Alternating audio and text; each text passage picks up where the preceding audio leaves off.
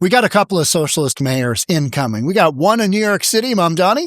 We've got the second one right here in Seattle, Katie Wilson. Both are going to follow the progressive playbook, which is we're not going to do any homeless encampment sweeps. What will the end result be? Absolute train wreck. Let's get into it. Here we go. Now to the latest on the transition of power at City Hall. Governor Kathy Hochul pushed back on Mayor-elect Zohran Mamdani's call for an end to homeless encampment sweeps. It comes as advocates call on the incoming administration to go a step further to provide New Yorkers with affordable mass transit. Eyewitness News reporter Lucy Yang is in the newsroom with the details. Lucy. Well, Joe, the transition period is generally the calm before the storm, when the mayor-elect has time to select his administration. But in this case, Zohran Mamdani continues to make headlines and stir controversy.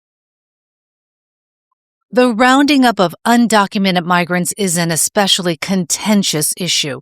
Protesters clashing with federal agents and the police in Chinatown recently. On Sunday, Zohran Mamdani joined the fray and posted his tutorial on X. If you encounter ICE, these are the things that every New Yorker should know. First, ICE cannot enter into private spaces like your home, school, or a private area of your workplace without a judicial warrant signed by a judge. That looks like this. Mamdani also triggered pushback when he announced he is not a fan of sweeping away homeless encampments on city sidewalks and subways. If you are not connecting homeless New Yorkers to the housing that they so desperately need, then you cannot deem anything you're doing to be a success. That did not sit. Nonsense. Absolute nonsense. And we'll talk about that in a little bit. But this is where that misguided compassion, if you're not connecting them with services, it does do something. It says, hey, you can't be homeless here. Public right-of-way, sidewalk, street, you can't be homeless here. And so then they move. And eventually, after being moved enough times, they will go elsewhere. Right? That's just how this works. But you've got knuckleheads like Mamdani, who hasn't even been alive that long. Neither has Katie Wilson, 43 years, and hasn't been around what happens when you don't sweep. It's a train wreck. Train wreck. Let's keep going. Well, with Governor Kathy Hochul, who argues it is an important component of a multi-pronged approach to helping society's most troubled. Idealism colliding with realism. Even outgoing Mayor Eric Adams told Bill Ritter on Up Close, yes, if you let the encampments take over public spaces, then no one is safe. Human waste, drug paraphernalia, a schizophrenic, bipolar, living on our subways, living in our streets. We said, no, you deserve to be inside. Mamdani ran on the affordability crisis. While it made for a successful campaign, riders are holding him to his promise for free buses. The reality is it's not rich people, it's the working class and middle class that are predominantly using and relying on the bus every single day. Governor Hochul has already put the brakes on the prospect of free buses. Where would the revenue come from if not from fares collected? I can't even watch this stuff. I can't even watch it because it's so bad. It's so bad. It's like reality has taken a step back. Oh, hey, yeah, all that stuff I said about free buses, where's the money going to come from? We can't do that. I know I campaigned on that, but, you know, here's a little bit more from Hochul, who most of her stuff I do not agree with. Just decisions she's made, going down crazy trains. Yeah, typical Democrat stuff. But on this one, I think everybody can kind of agree that if you allow the homeless to just live wherever the F they want, they get comfortable like they did during the pandemic, and they literally take over blocks and blocks and blocks and blocks. We saw what that policy looked like. And that was the CDC, right? Center for Disease Control that said, don't sweep the homeless encampments. You might spread the Rona. And then we realized, they're actually doing way better than the rest of the population because they're already outside. Error. Yeah, but let's lock everybody up and put them inside. Spokesperson for the governor said Sunday, the governor does not believe that allowing New Yorkers to sleep on sidewalks or under bridges is a humane solution to homelessness. She supports an approach that combines enforcement, including sweeps when needed, with connection to supportive housing and mental health and substance abuse services. Now, everybody doing these sweeps, they do outreach. 𝗫𝗓𝗧𝗛, we're going to get into that. She is always out there when they're doing a sweep. Here's one right now. I want to walk you through. Okay. You guys remember that park video I did most recently with 𝗫𝗓𝗧𝗛, Dr. 𝗪𝗧𝗪, a whole bunch of homeless people set up in the camp. We had hypodermic needles. We had rubbers. We had a prostitute. We had it all, right? Overlooking World Cup, where the World Cup is going to happen in Seattle. Okay, well, after that, and I don't know if I never watched that video. I don't know if any of the footage that I got of this particular homeless encampment made it. I stood right here. I parked my car right here with Tim of We Heart Seattle, and he basically said, hey, I can't really walk through here with you. Let's wait till Andrea is there. Can't really walk through there because this is a really rough encampment, and I'm trying to do outreach to these guys. So this encampment was just loaded with tents around the corner. There it is. So I walked down here in the last month, right? There was a dude over here having his leg lacerated, cut open, and drained by emergency services. There was by first aid dudes. There was, when Andrea texted me, I asked how this sweep went, because this is one of the Seattle's worst. You had some folks in there that, let's just say, they're scary folks. You do not want to mess with them. Like, you don't even really approach them. I literally stood on the other side. And 𝗫𝗓𝗧𝗛 said that she, during the sweep that happened of this encampment, I think there were 2 or 3 instances where they had to bring an ambulance in. People were in such bad shape. When that happens, when you allow this to happen, it's just mayhem. It's absolute mayhem. You've got people just living in these absolutely crazy, yeah, that's about right there, squalid conditions. You got human trafficking, you got sex trafficking, you've got drugs. You have heavy drugs in this one. It was a known quantity. Like, hey, Sean, don't interview the friendlies. And I typically don't, right? Because I leave that to Jonathan Cho, right? I leave that to Jonathan Cho. Let's watch this video here, though. And this is Mount Baker encampment to be cleared amid growing debate on Mayor-elect Wilson's fix, which is she's not going to sweep encampments either. In tonight's Project Seattle report, change is promised in how the city confronts the homeless crisis as a new mayor prepares to take office. One of the lingering questions is around encampment removals. Good evening, I'm Preston Phillips. And I'm Mary Num. Mayor-elect Katie Wilson has criticized sweeps and says it doesn't provide lasting solutions for neighbors or people living on the streets. KOMO's Joel Marino's live in Seattle with a look at one encampment that's scheduled to be cleared out tomorrow. Joel? Mary and Preston, removing homeless camps like this one behind me, it's seen as one way to convince people to accept shelter and services. But sometimes what is being offered is not always what people need or want. And instead, sometimes they just pack up their tents and move a block or 2 down the road. And that's literally what they did. This is always the narrative. It's not what these people need. What do the tax-paying citizens? This is around the corner from literally the blind center. The blind center. People who are blind. There's all kinds of signs on the power poles saying, hey, this is a blind and deaf intersection. And multiple times, they've had this homeless encampment literally on the sidewalk where people are going by with their blind cane, right? Just running into a tent. Sorry about the sex trafficking going on in there. It's just this absolute madness. So it's not always about the people in the encampments, what they need, but it's also about what the citizens living in this area also need. And they need these encampments swept, period. This encampment has been steadily growing in the week since the first few tents showed up. Neighbors say there are problems with rats, trash buildup, and regular drug use. One man says he was actually assaulted just down the street. I told him they had to go because we were tearing down the building and went inside. And the next thing I know, I got sprayed in the face with pepper spray. Now the encampment is posted to be cleared away, which can set in motion its own set of problems. Every time they sweep us, like a lot of the things are left behind, or there's all kinds of problems, and we have to start again. It's just back to square one. Mayor-elect Katie Wilson has called the sweep strategy a cosmetic fix that doesn't solve the crisis.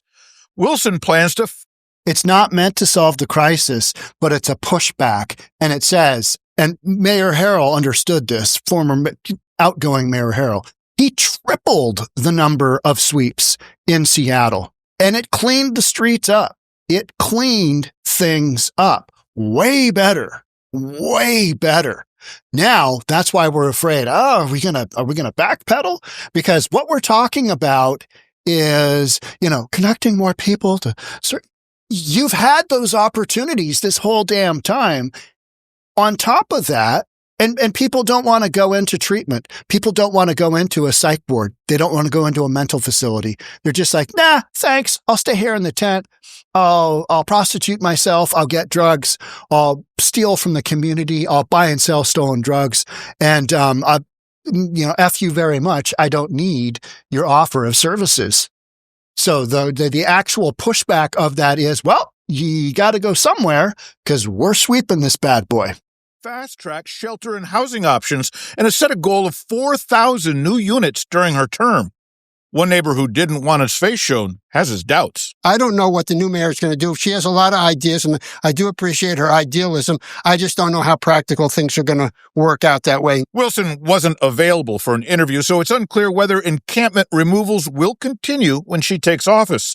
She has advocated for a return of the Just Care model, which focused on intensive outreach spanning weeks or months to connect people to shelter and services.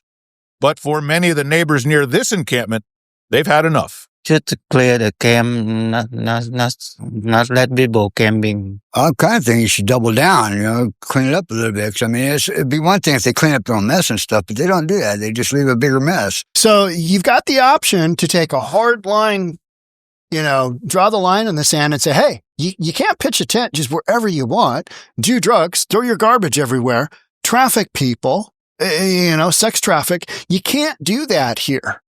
But instead, the progressives and the socialists, they want to say, well, really becomes a pattern of moving people around from one place to the other without meaningful offers of shelter and support.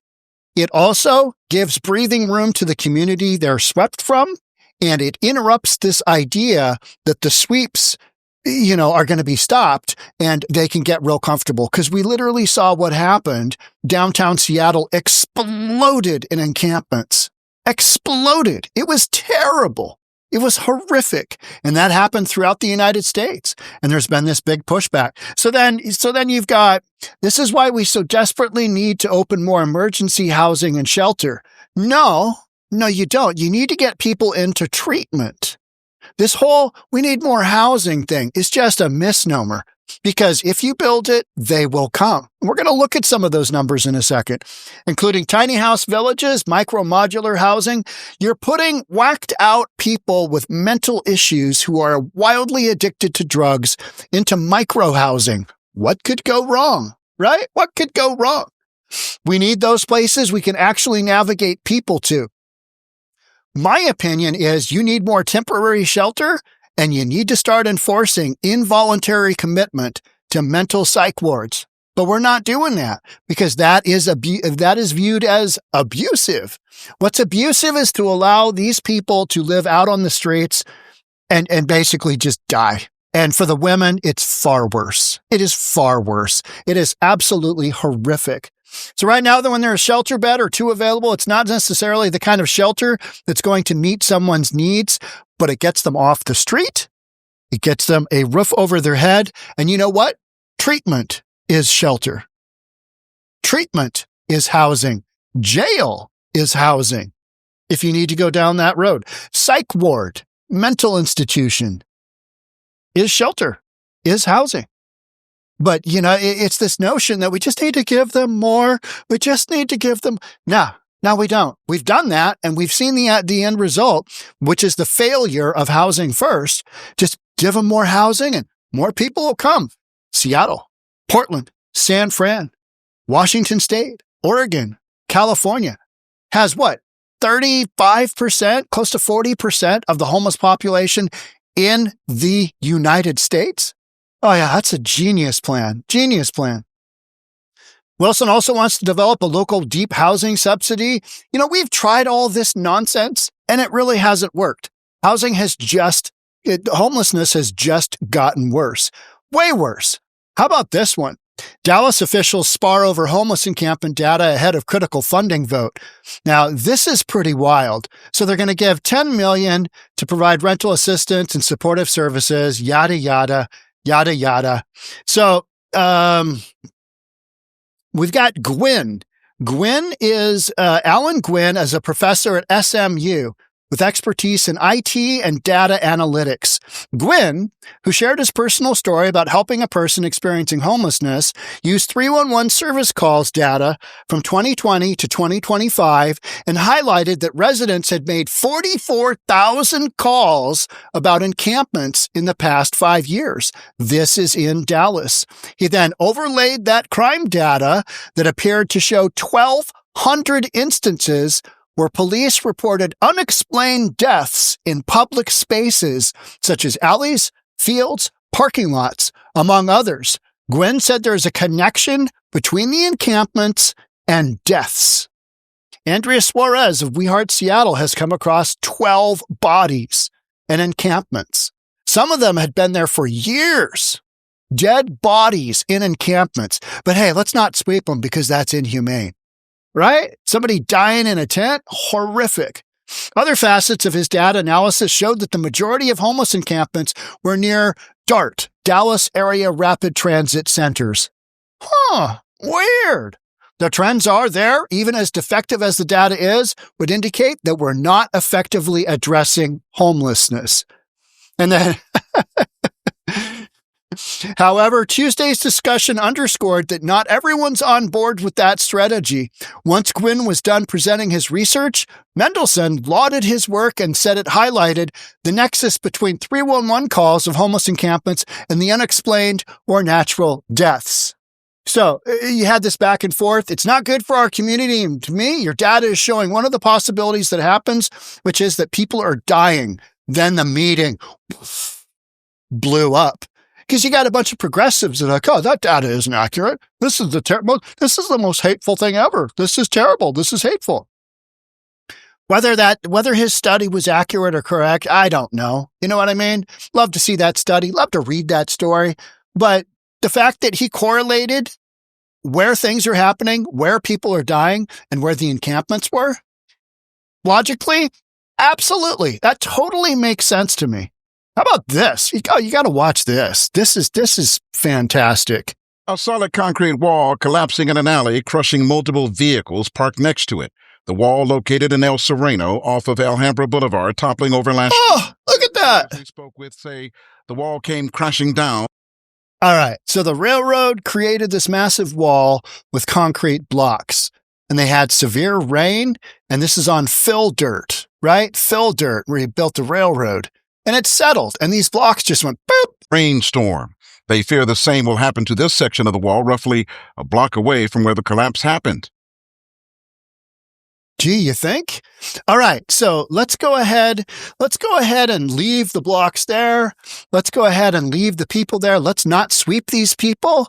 And then when you have another major rainstorm, this guy, these blocks are what? 1, 2, probably four blocks high. This is going to topple off of probably, 10 feet in the air and crush this guy. All these people in here are going to be crushed. But let's go ahead and not do encampment sweeps. Let's let them just get comfortable because this makes a lot of sense. This is another example. Hey, yeah, we've had an evidence of this encampment should not be here. We need to sweep it. But then you've got progressives and you got socialists who want to say, well, it's not effective and it's not a long-term solution. Leaving people here to get crushed by blocks in California isn't even a short-term solution, right? Sometimes you just got to do it. You got to clean it up. You got to sweep it because these people, Absolute insanity. Insanity to let this happen. But you know what? Gotta live and let live. They're terrified it would severely injure and even kill about 24 or so homeless living in this encampment butting the wall. On one side of the wall, businesses. On the other, railroad tracks. These blocks are just sitting on loose fill. When the train goes by that's just on the other side of this wall, it rattles the ground. And these blocks fell and just completely collapsed the bunch of cars up further that way. So we used to park on this patch over here. Since we stopped parking here, it became a homeless encampment. And I've been trying to get the city to, make sure that people don't get crushed by the wall. Who has a business near the encampment says he's frustrated. Despite repeated attempts for months to get the city to act, nothing has been done. He adds, the homeless don't bother anyone, so he's not demanding the city remove them.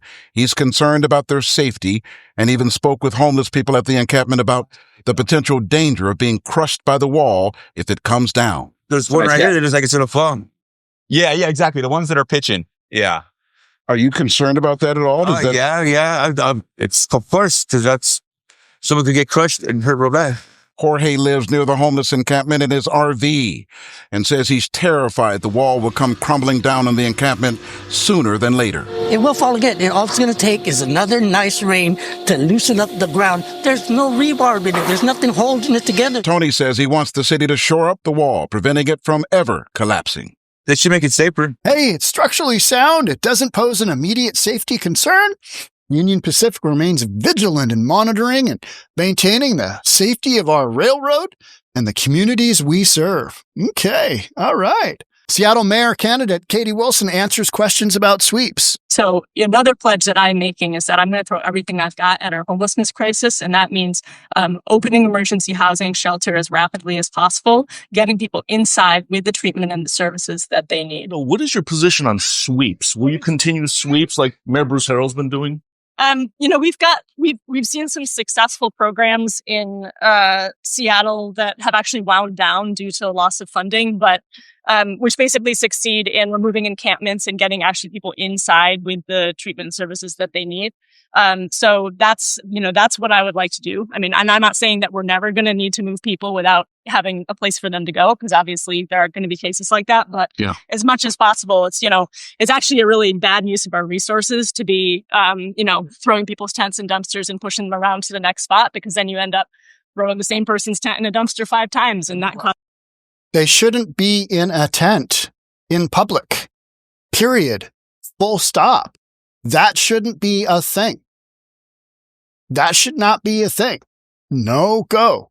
Hard no go. So whether it's 5 tents, 10 tents, no go. You got to push back on that, because otherwise the alternative is exactly what Seattle has turned into, Portland has turned into, San Francisco has turned into. Daniel Lurie in San Francisco, he understands that. He has been relentless on cleaning up the streets of San Francisco. Bruce Harrell has been relentless. Portland's just overwhelmed. Portland's got so many issues going on that they can't even begin to kind of get to, absolutely digging themselves out. Money, and then they're in a worse place. Stop the sweeps! You're murdering your own constituents! Look, lastly, Okay, so that was stop the sweeps. You're murdering your own constituents. Stop the sweeps is literally, one of those calls of the far left when they're always out protesting because they don't have jobs, because they rely on their parents. And, stop the sweeps.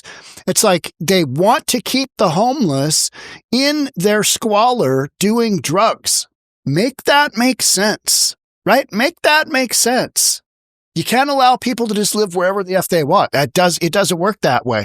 And it really doesn't work that way when you make it a policy. So here's Harrell talking about, some absolute nut job who supports Katie Wilson, I'm sure. Transit Riders Union is doing an event today, a harm reduction kit event with Stop the Sweeps. So Transit Riders Union was Katie Wilson's nonprofit. And she supports Stop the Sweeps. And she supports harm reduction, which is all harm, no reduction.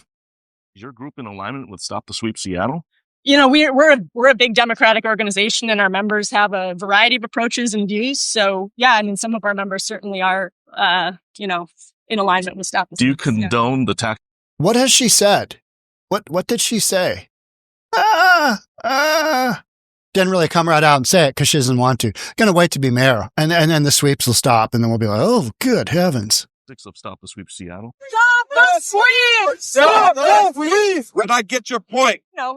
I think they do some good work, and also I'm not entirely aligned with all of their work. Okay, fair enough. Thank you, Katie. All right, and then we get to a Republican state. Governor announces homeless encampment sweep operation in Oklahoma City. Sends in his Oklahoma State Patrol to make that happen on state-owned land. Hey, you guys can't camp here. And they got those people in connection with services. They did it in Tulsa. They did it in Oklahoma City. It was called Operation Safe because it keeps communities safe and also the homeless safe from stuff falling on them, being outside, being exposed to human trafficking, sex trafficking. It's not conducive. You can't just allow people to live in tents, urban camping style, anywhere you want. So you have this going on, the absolute polar opposite of what New York City and Seattle are about to experience. So here you go. Oklahoma City homeless count. Oklahoma City, the big metroplex, has, call it 650,000 people. Oklahoma City found 1,882 people experiencing homelessness in Oklahoma City. Now, I've got footage of where I saw maybe a dozen homeless folks, Oklahoma City, camped up around one of the turnpikes. That is as many people as you're going to see in Oklahoma City because they basically don't have any homeless population. The weather is brutal. The winds are brutal. And Oklahoma doesn't tolerate it. Oklahoma's just like, no go. We're a hard no go. A relentless enforcement of the law is what they focus on. Meanwhile, over here, Harrell's approach reduced visible encampments by 72%.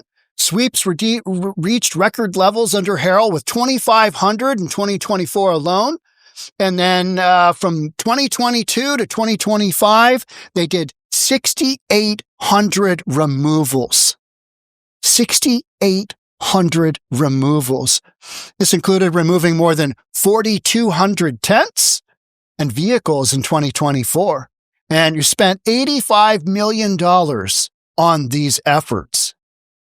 It's sheer insanity that you're going to solve it by providing more housing, because all you're going to do is just create a situation where you're going to bring more people in. Whereas when you have Oklahoma, when they're a hard stance, you've only got 1,800 in the state, and you're doing massive things like the Operation Safe. They literally call it an operation, and it's statewide. You only got two big cities in Oklahoma. You got Tulsa, Oklahoma City. But the governor is committed to, hey, you can't live wherever the F you want. We're going to connect you to either services, get you where you need to go, or our state troopers are going to offer you a one-way ride to jail. Take your pick. Nobody has gone to jail. But you can't stay there. You can't stay in your encampment and do your drugs. Now, most of the homeless that I saw in Oklahoma, they're very, very close to services. So they're trying to get in to these services, but there's only a limited amount, because there's only a limited number of homeless in Oklahoma because they don't tolerate it. It's Republican run. You don't have just a whole bunch of homeless people running around willy-nilly doing homeless people things. You just don't have that. It's not acceptable. It's kind of like in San Francisco, way back in the day. Was it Harvey Milk? I think it probably was. Where he went down this road of, wow, we got a lot of dog feces on the streets here. If it's not Harvey Milk, I apologize. Got a lot of dog feces on the streets here. We need San Franciscans to start picking up their animals' poop from the sidewalk, from the street, from the park, from wherever. And you know what happened? It became peer pressure. Hey, you can't have your dog crap wherever you want. You can't have your homeless people live wherever you want. And that's part of what you've got going on in big Republican-run states, is you've got peer pressure. Hey, we don't tolerate that here. We're going to push back. The governor's going to do Operation Safe, going to move you out. And then as a result, you're not spending $75 million just doing some cleanup that's going to be necessary 24/7. Just keep it going. You guys have seen this video here. That's the Dr. 𝗪𝗧𝗪 camp. Yeah, the conditions there. Imagine what happens if you don't do a sweep of Dr. 𝗪𝗧𝗪 camp with, over 6 months. That bad boy is just going to explode in size. Whereas if you do sweeps, then you clean it up. Yeah, it starts over because those people are going to come back, but you've got to have that pushback. Otherwise, it's just going to get wildly out of control. And I think that's what happens in New York City. And I think that's what eventually happens here in Seattle. Again, because we've already been there. Everybody's already been there. Don't sweep the encampment, spread the Rona. What a bunch of nonsense that was, right? Just a bunch of nonsense. Crazy. All right, that's it for me on this one. Thanks so much for being here. I'll see you on the next episode. Love to have you subscribe, do all that good stuff. Talk then. Bye for now.